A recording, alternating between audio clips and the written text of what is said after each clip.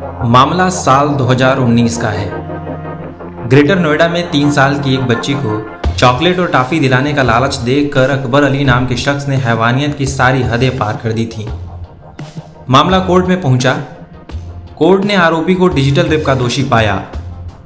आरोपी के खिलाफ पॉक्सो अधिनियम और आईपीसी की धारा 375 के तहत आजीवन कारावास की सजा सुनाई गई और इस तरह से सूरजपुर कोर्ट का यह फैसला डिजिटल रेप के मामले में देश में पहली सजा के रूप में दर्ज हो गया। अब सवाल ये है कि यह डिजिटल रेप क्या है, ये आपको हम समझाते हैं। डिजिटल शब्द का अर्थ हम अक्सर इंटरनेट से जोड़ते हैं, इसलिए हमें ऐसा लगता है कि डिजिटल रेप का मतलब इंटरनेट के जरिए यौन उत्पीड़न हो सकता है, लेकिन ऐसा बिल्कुल नहीं है। दरअसल डिजिटल रेप 2 शब्दों से मिलकर बना है, जिसमें रेप का अर्थ तो बलात्कार है, लेकिन डिजिटल का अर्थ इंटरनेट से संबंधित नहीं है। यह डिजिटल डिजिट से बना है, जिसका सामान्य अर्थ हम अंक जानते हैं। अंग्रेजी में डिजिट का अर्थ शारीरिक अंग भी होता है। इस तरह से डिजिटल का मतलब अंग संबंधी हो जाता है।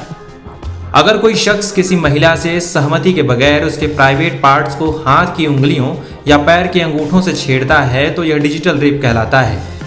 मतलब यह कि अगर कोई अपने डिजिट यानी कि अंग का इस्तेमाल करके किसी का यौन उत्पीड़न करता है तो यह डिजिटल रेप होता है। विदेशों की तरह भारत में भी इसके लिए कानून बने हैं।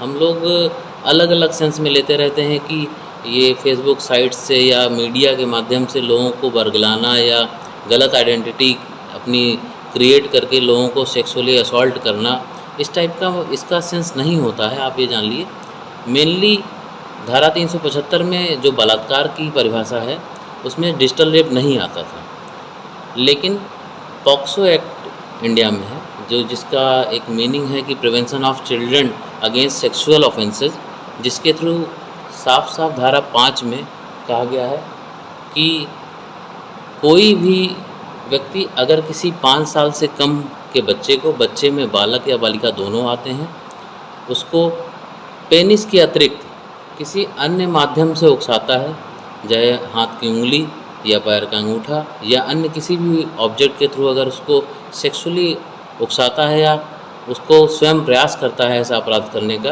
तो ये माना जाता है कि वो डिजिटल रेप कर रहा है। ठीक है। अभी जल्द ही में एक नोएडा का मामला आया जिसमें एक 70 वर्षीय बुजुर्ग द्वारा एक 3 वर्षीय अपनी पड़ोसी बालिका के द्वारा डिजिटल रेप का मामला आया और न्यायालय ने उन्हें आजीवन कारावास की सजा सुनाई, साथ में 50,000 रुपये का फाइन भी रखा।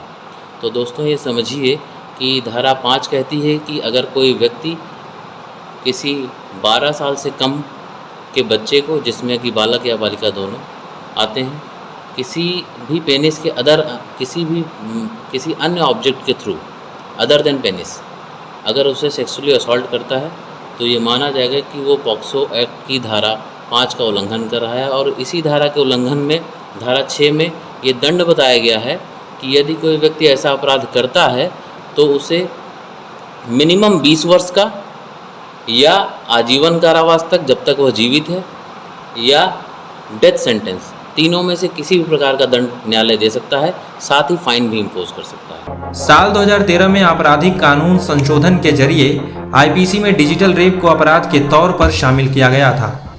इसे निर्भया एक्ट भी कहा जाता है। साल 2012 में निर्भया कांड के बाद जब सारा देश रेप के खिलाफ कानून बनाने को लेकर उबल पड़ा था, तब बलात्कार के कानून में संशोधन करके डिजिटल रेप के लिए कड़ी सजा का प्रावधान किया गया। चूंकि डिजिटल बलात्कार के बारे में लोगों की जानकारी कम है, इसलिए इसके बहुत कम मामले देश में अब तक दर्ज किए गए हैं। किसी भी आरोपी पर डिजिटल रेप का अपराध सिद्ध हो जाए तो उसे कम से कम 5 साल की सजा मिल सकती है।